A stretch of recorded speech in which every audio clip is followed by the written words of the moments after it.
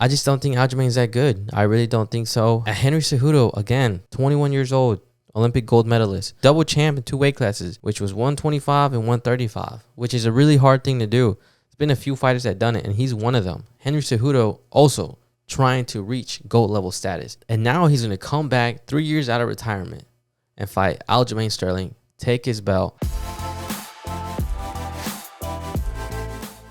Welcome, guys, to Friday's episode. Y señores, happy Cinco de Mayo. Bruce Buffer getting it wrong. Live from the sold-out HSBC Arena in Rio de Janeiro, In Waco, Texas, Belmead, Texas. It's time! Welcome to the False Nine Podcast here, where we get turned, where we get lit, where we have fun, and just have a good ass time. Hey guys, welcome to the show. Obviously, we're going to talk about UFC 288, which is happening tomorrow. And happy Cinco de Mayo. Make sure you will get your margaritas wherever you get them from. I bet happy hour finna be popping today or tomorrow.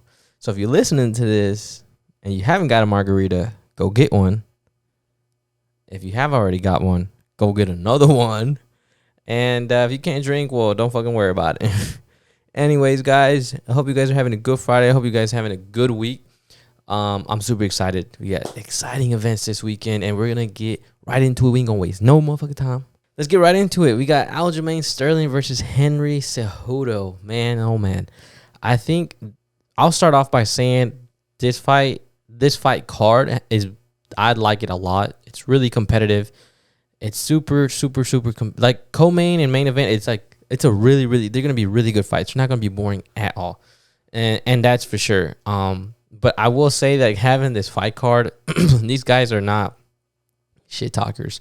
They're not on social media. They're not that popular. So I'm pretty sure pay-per-view buys are not going to be at the highest. Interest on the fight not going to be the highest. But I guarantee you after the fight, Twitter's going to be crazy. YouTube's going to be crazy. And just social media in general with what's going to happen, whether it's going to be crazy knockouts or just crazy press conference, call outs and stuff like that, which is somewhat already happening a little bit with Henry. But you're going to see a lot of that. And I think the fight's going to get more attention after the event happens, whether you're watching the event. So that's my thoughts. But I'm really excited as a fan. And you got two guys going at it. And we'll talk about the first fight, Aljamain Sterling versus Henry Cejudo. Henry Cejudo, we know him as the king is cringe, corny, cringe as fuck. But I want to start off by saying that Henry Cejudo is, I think, not underrated because I think he's fairly rated.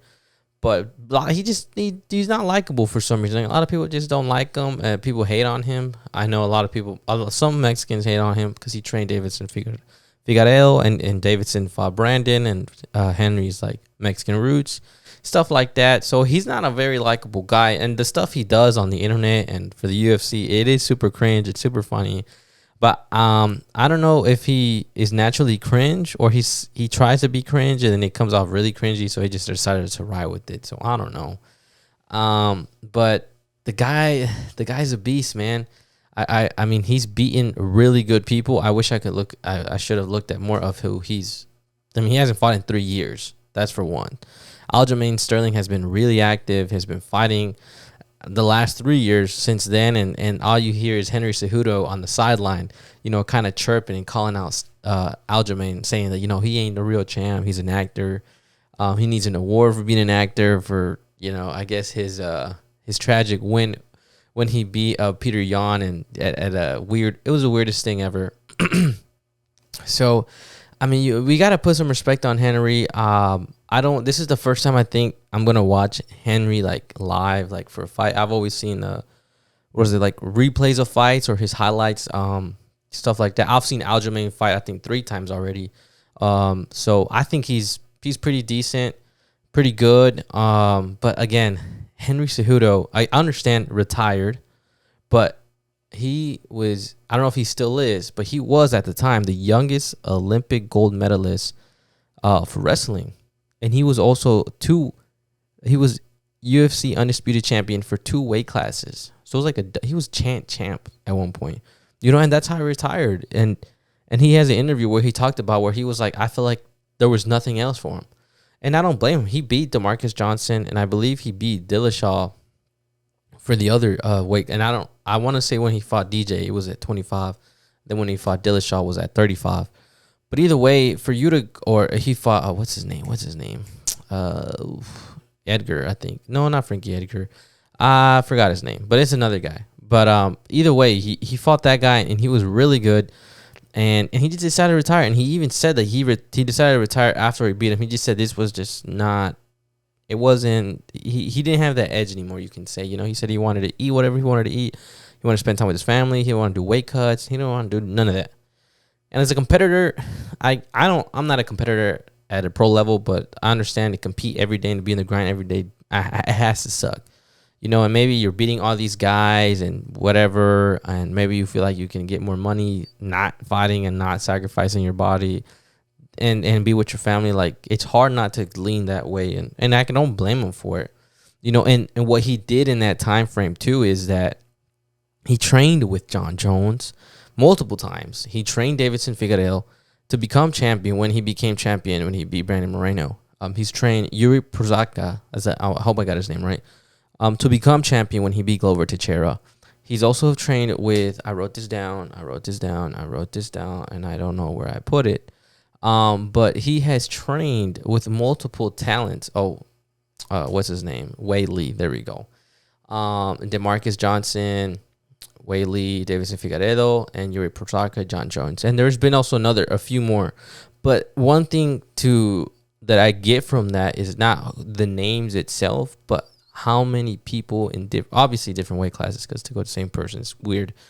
But you have, people that are working to fight a championship fight or to defend the title or a contender for the title. Most of those guys were fighting for a title. I know DeMarcus Johnson was getting ready for a one championship title. And again, Davidson against Brandon, Yuri against Teixeira, I think John Jones multiple times, and most recently against who did he beat? Cyril Gane. So you are training with these guys, and it has to tell you something about Henry. He's likable. That's for one, outside of the media. And then two, that he knows his stuff. Whether and it has to be wrestling. It has to be wrestling. Or whether it's just movement and technique. But he knows his stuff. And I want to say he has two GOATs that came to him, with John Jones and DeMarcus Johnson. You got two guys that came to you and needed not necessarily help, but kind of just like, hey, I need to get trained here, like help me out and just kind of show me the way. And I think that's fucking cool and amazing. And that has to be an experience you're learning as a teacher, and you're also learning as a student, because you're teaching and learning at the same time. And that's another advantage that Henry has. So now you've trained these people, and you're also, you got that teacher mindset, but you're also a fighter. And then I think that's what kind of made him come back, is that he started training with these guys, and he started to miss it. And then he started to see, well, you got Aljamain Sterling and Sean O'Malley and Peter Yan and these guys. And Darush, I don't know how to say his name, the guy who's with Aljamain's camp as well, that he beat Peter Yan. But that guy as well, he's pretty good. And he's also, too, like a title contender. And I think Henry thinks that he can beat these guys or even stop these guys. And I don't blame him for thinking that. And now if you're Henry Cejudo, you got Aljamain Sterling, who hasn't proved himself really. I mean, he got the belt against Peter Yan. Basically, it was such a weird thing. Like, Peter Yan needed him. It was a legal-ass kick. And Aljamain took the belt, and he didn't really take the belt. But then days later, he started taking pictures with it. And so it was kind of cringy, kind of weird, kind of sus. Started flexing the belt. And I'm like, bro, you really never won that. And I'm sure somebody in his team or his circle was telling him, like, hey, you're the champion for a reason, blah, blah. And I really thought that the belt was going to be vacant, and he was going to run it back with Peter Yan for the belt again. And it was up for grabs. But, he took the belt as whatever. He's a champion, but it's like, bro, you're not really the champion. Like, you didn't really win. So he fought Peter Yan again, and he beats him. Fair and square, no problem, right? You're like, damn, like, that was pretty impressive. We going to stay quiet, low-key. That it is what it is. So, whatever, Henry Cejudo still chirping. And this is why I love this fight, because of the build-up to the fight. So you got Henry Cejudo talking shit. Aljo's really not the champion. Then he does prove himself that he is. But he beat Peter Yan. And then next thing you know, Peter Yan's going on a downhill. He loses to Sean O'Malley and to Aljo's teammate. And then Aljamain fights TJ Dillashaw, which was super exciting because I like TJ Dillashaw. But he used, probably PEDs back then, and he was coming back from his suspension. He had a title fight, and his shoulder got messed up. He got hurt, and he went in that fight, didn't tell nobody about it. And he literally got through to the ground the first time, and he came out of place, and you heard him. And I remember watching that fight, and you could just see him struggling and trying to make it through the pain. I was like, man, this is a tough fight. They need to just end it. So then he wins that fight, and I'm like, damn, like Aljo, he kind of is getting unlucky because he's not proving himself that he's a champion. But no one's beating him. But he's also been in these weird situations where, the fight doesn't finish, and then TJ Dillashaw he got hurt. So really, out of those 3 fights, only one of them I feel like was like a normal fight. And he won it, obviously, which is good. But it's just like we didn't really get to see how good you are. You didn't get tested like how we wanted you to get tested. And don't get me wrong, Peter Yan wasn't a walk in the park, but it's just not enough for us to be like, as UFC fans, at least as me.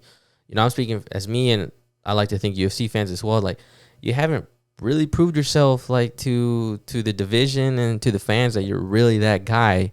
Instead you've proved to us that you're kind of corny. You took the belt, but you didn't take the belt, so that's just kind of weird. So, and overall, I really think Henry's gonna finish this fight. I think he knocks out Aljamain Sterling or taps him out. I think Aljamain Sterling's weight cut, it's gonna be brutal. It's going to be tough. He's huge. I don't understand how he fights at 135. I think he needs to be at like 145 or 155. But realistically, I don't think he can just compete with those guys. He's as big as them. I don't understand how he makes 135. But he needs to be at 145 or 155. And I think if he loses, that's what he'll do. Just because that weight cut is going to be so brutal. And I'm sure he's feeling it now. And Henry Cejudo is a lot smaller. Gained a lot of weight with a lot of time off. But he's been active. So we'll see. I think that's going to play a major part in the fight. I'm sure every fight does, but you got one guy who doesn't have to cut enough weight or as much weight as you do.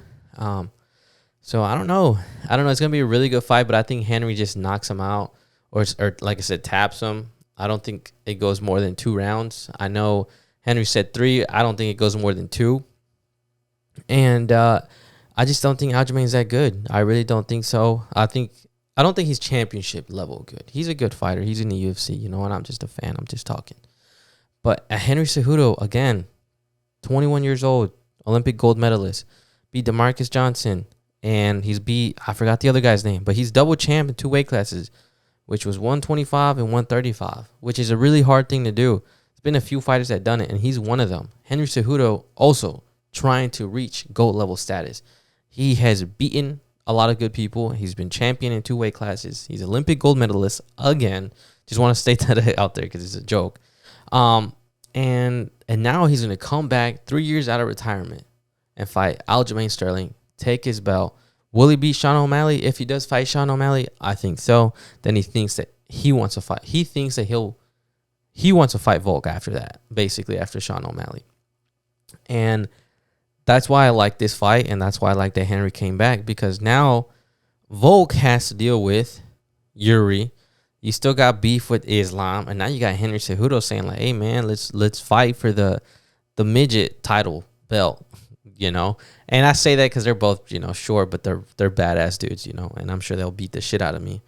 But that fight would be awesome too, just because of the size and then how skillful they both are. I think it would be a really technical fight. And it'd be awesome to see. That's what makes me excited for that division and that weight class, itself.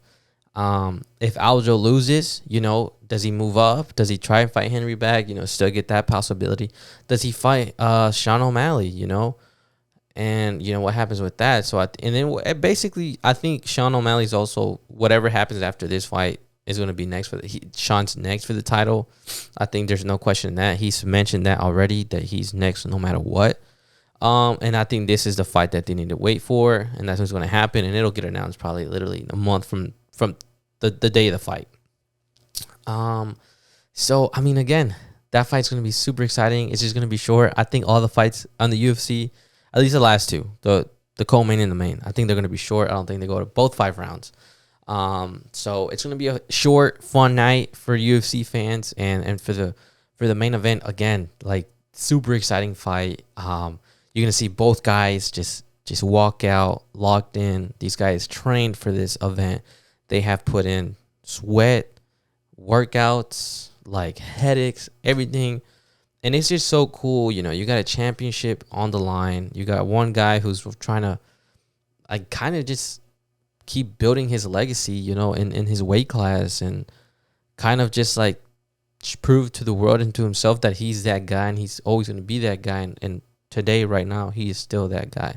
And we'll see if he is as a champion. And we'll see if he'll retain the belt. And I'm talking about Henry Cejudo. If Aljamain Sterling wins, I think he finally, as a fan, he'll get my respect. He doesn't need my respect. But I'm just saying, if he wins, that's what it shows to me. Not unless Henry just looks like a complete meatball out there, and it's a walk in the park. But I don't think so. I think it's going to be a brawl. And I just think that Aljo gets caught. But if he doesn't, again, gets my respect. And I'm really excited for him and what happens with him and for him in the future in the weight class. I think he needs to fight Sean O'Malley. And I think after that, he needs to move up. Or maybe after this fight, he's done. And he'll just move up to 145, which I think he should. But we'll see. Super exciting. Let's talk about the next co-main event, which is, I'm even more excited. I wish this would have been like another co-main event or another main event somewhere else. Or maybe like under the Kobe and Leon fight, you know, like, and then have Gilbert and Belal Muhammad right under that. That would have been badass, but that fight's probably not going to happen until like the end of the summer. So we got Gilbert Burns versus Belal Muhammad, which is going to be fireworks.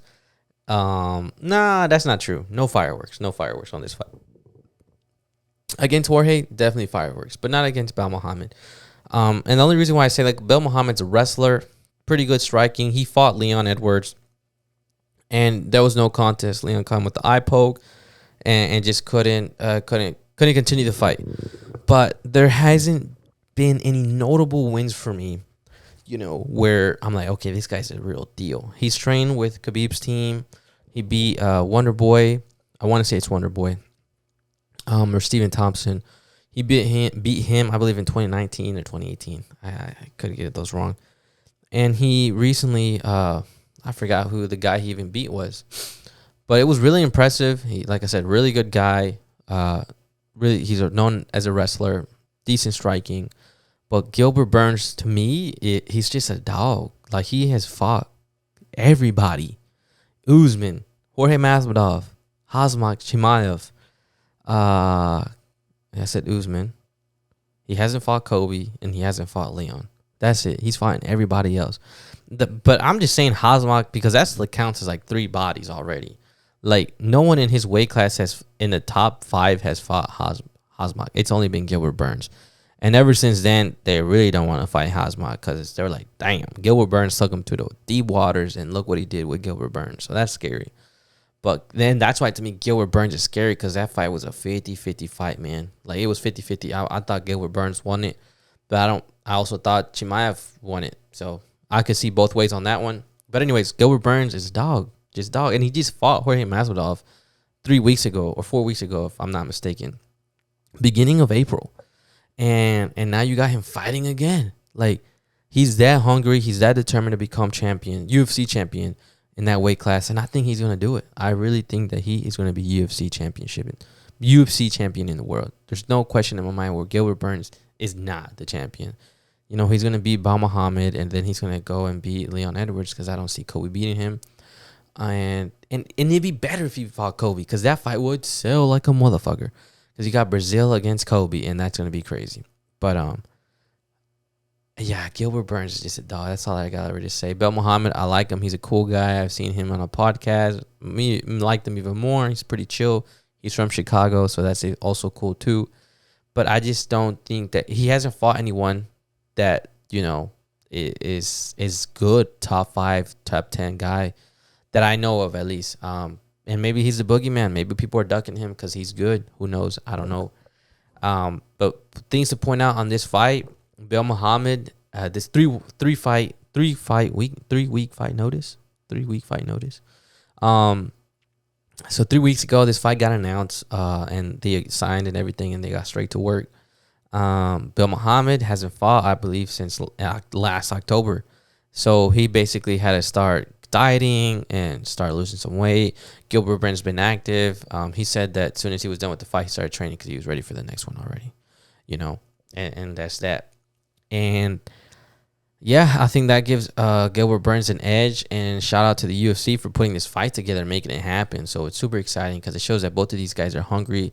When you get two guys that are hungry and you know that the title's next, that's what makes the fight so much more exciting. And you love to see it. So, again, co-main's going to be fire. I will not be surprised if the co-main's better than the main because, man, these guys, they're going to – whoever wins that fight, and I think it's going to be Gilbert is going to become champion. There's just no doubt in my mind.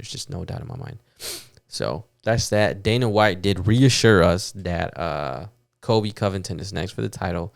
So I think that's a done deal. I think Leon's going to fight Kobe. They're just trying to figure out probably the contract stuff and the rules and so on. So that's that. You can't fight that no more as a UFC fan. I did not want to see that happen, but it is what it is. So you got Gilbert Burns, Belal Muhammad for the co-main, which is going to be so exciting because, again, whoever wins that, it's next for the title. And then that fight's going to be even more crazier. So that's exciting. Last thing on the agenda, and this is all on the same fucking night. So this is awesome. You got Canelo versus Ryder. We were going to go to this fight. And I say we, I mean my fam, my girl, we were all going to go to this fight and have a good-ass time and celebrate Cinco de Mayo, even though Mexicans don't really care about Cinco de Mayo. But in this weekend, for Mexicans Day, we're going to care a lot about Cinco de Mayo in Guadalajara.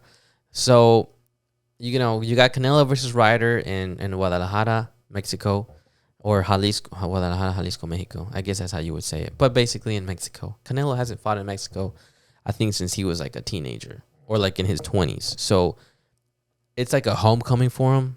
But it just sucks because the guy he's fighting is just like a nobody. I don't know if you guys know that Canelo's fighting this weekend, but he is, and he always fights on Cinco de Mayo and then and Mexico's Independence Day. But this fight is clearly a tune-up for Bivol. I think he stated it, but he's not looking past it. But you can tell that he is.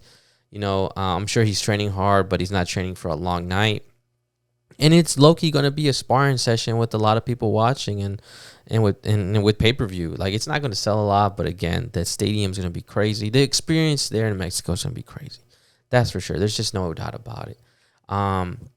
And maybe we're going to start seeing more of this stuff from Canelo, like making it more eventful fights, because honestly, there's not a lot of crazy people out there that he could be fighting, but we will talk about who he should be fighting here in a little bit.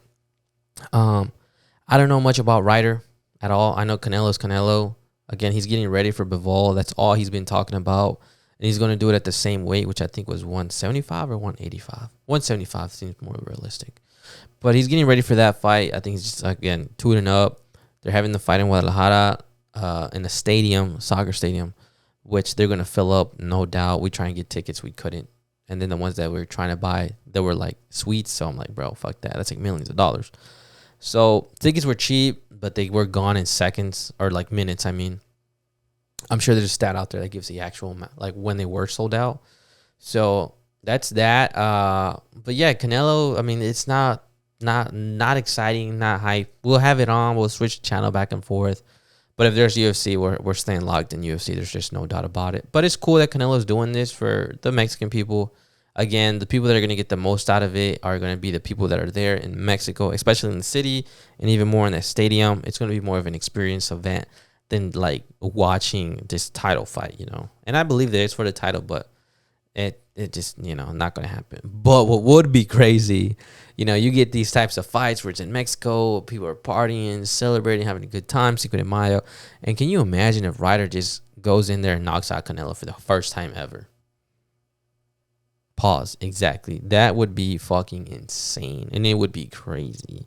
But probably not going to happen. But if it does happen, I'm clipping this shit. And it's going to go on YouTube. So who should Canelo fight? First off, after Bivol, He needs to fight David Benavidez. No doubt about it. I don't think he needs to duck him or ignore David Benavidez anymore, especially after impressively beating Caleb Plant. I think that there's levels to it, and I don't think David Benavidez is there, but it'll sell, and a lot of people would watch, and it would be an exciting fight. There's just no doubt about it. There's no doubt about it.